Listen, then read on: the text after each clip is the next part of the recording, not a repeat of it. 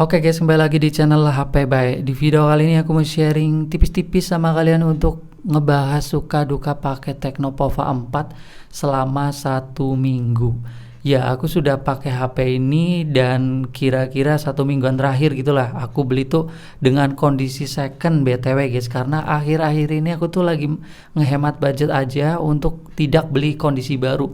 Soalnya kalau kondisi baru ini 2.399.000 guys, kelasnya 2 jutaan, dan biasanya HP bekas konten tuh aku jual rugi terus. BTW buat kalian yang penasaran HP bekas konten dijual di mana, semuanya aku jual di Shopee guys.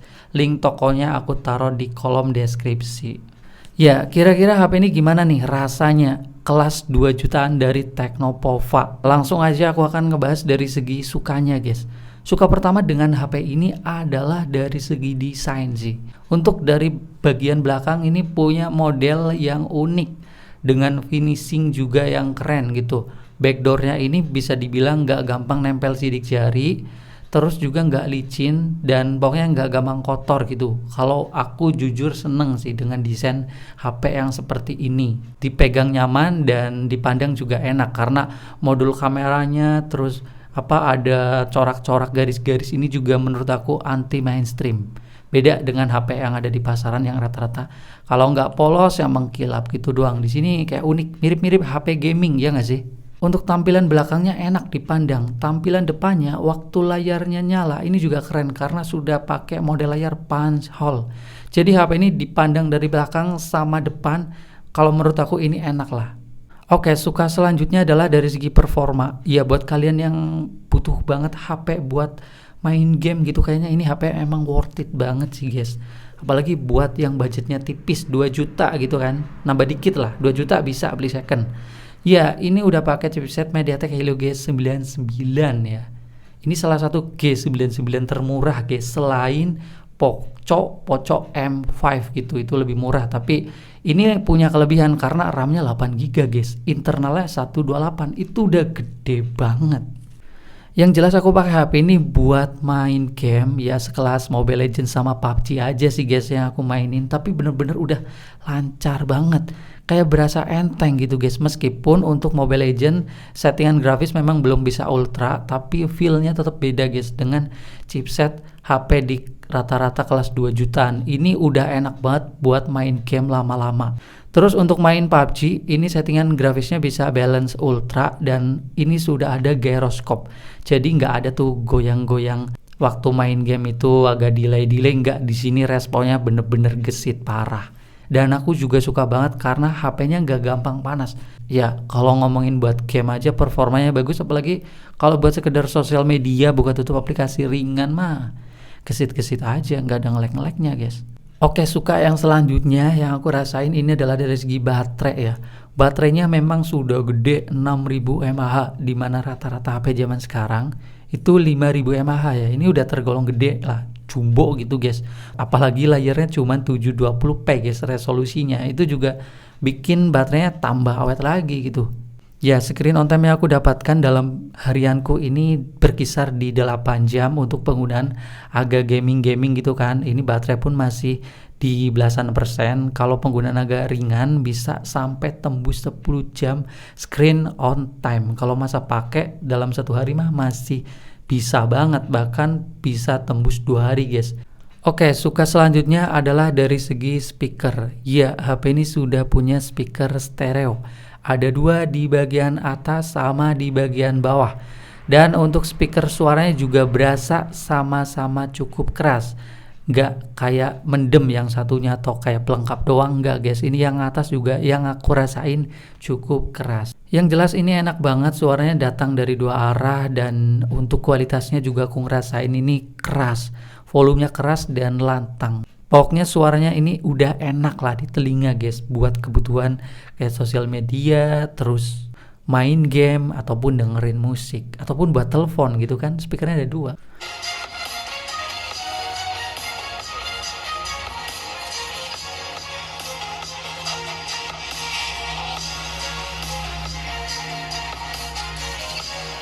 Oke, next suka selanjutnya dari segi layarnya ini pada bagian ukuran yang gede 6,8 inci. Jadi layarnya luas guys. layarnya ini lega buat ngeliat-ngeliat konten ataupun main game ataupun ngetik-ngetik, jadi lega gitu guys. Dan layarnya juga sudah berrefresh rate 90 Hz gitu guys, jadi buat scrolling tentunya mulus. Untuk kelas HP 2 jutaan ini aku ngerasain sendiri, menyenangkan dan enak lah buat harian. Suka selanjutnya adalah dari segi NFC. Ya, HP ini sudah punya NFC di kelas 2 jutaan. Ini udah bagus lah, karena masih jarang juga yang punya NFC guys di kelas harga segini. Dan meskipun aku sendiri nggak pakai NFC untuk sejauh ini, tapi tetap ini menyenangkan, karena kalau kedepannya butuh NFC, ya zaman semakin canggih, siapa tahu nanti butuh gitu, ya ini sudah ada gitu guys.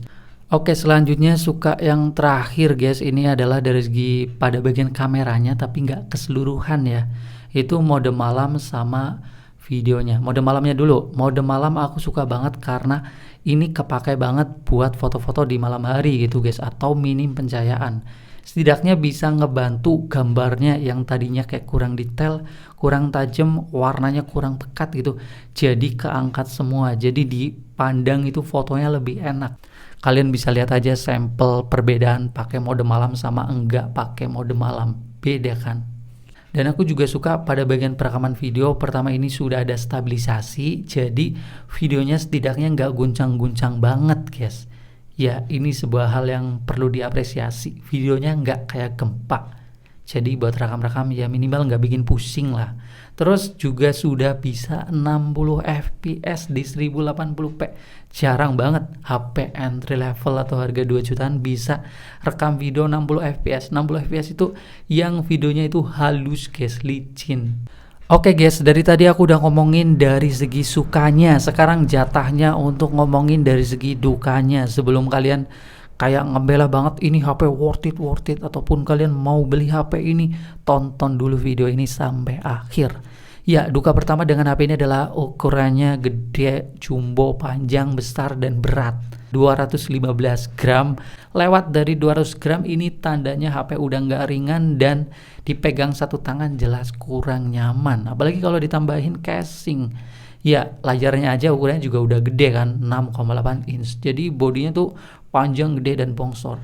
Oke, duka selanjutnya adalah dari segi resolusi layar yang cuman 720p. Kerasa kurang tajam memang, kayak kurang detail gitu. Kalau diperhatikan banget, tapi ya kalau agak dicuekin ya sebenarnya ya masih nyaman-nyaman aja. Tapi untuk orang yang sudah terbiasa dengan resolusi layar kayak 1080p, ataupun aku sendiri yang sekarang lagi pegang HP 1 jutaan tapi layarnya sudah 1080p, kayak Redmi 10, ini pegang HP ini tuh kayak kerasa kurang nyaman, layarnya memang kurang tajam gitu guys.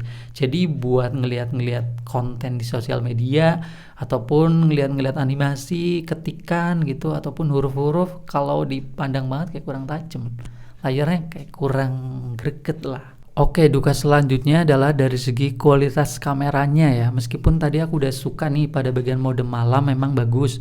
Terus video juga udah 60 fps plus ada stabilisasi.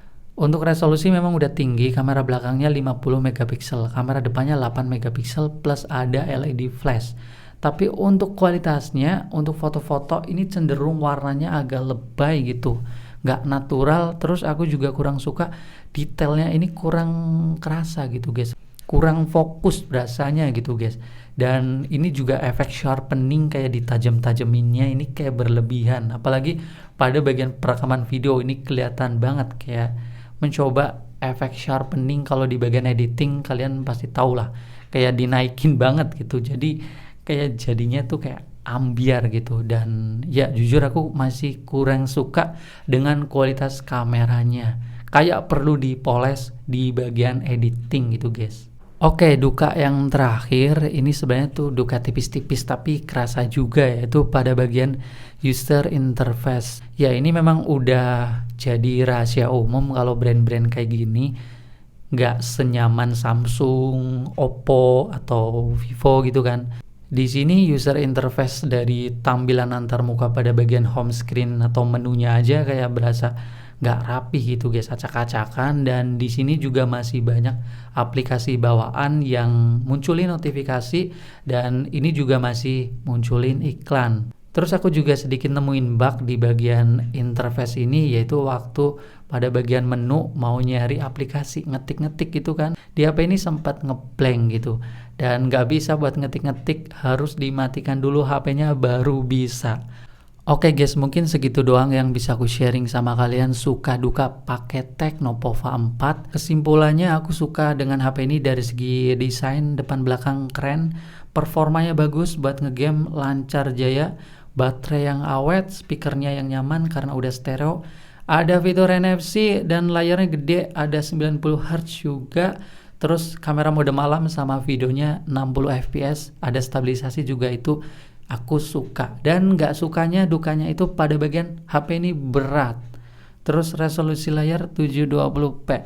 Terus kualitas kameranya bisa dibilang kurang oke lah ya. Terus user interface yang menurut aku kurang nyaman. Kalau kalian punya pendapat ataupun pengalaman yang berbeda, kalian bisa sharing di kolom komentar. Kita ketemu lagi di video selanjutnya dan bye-bye.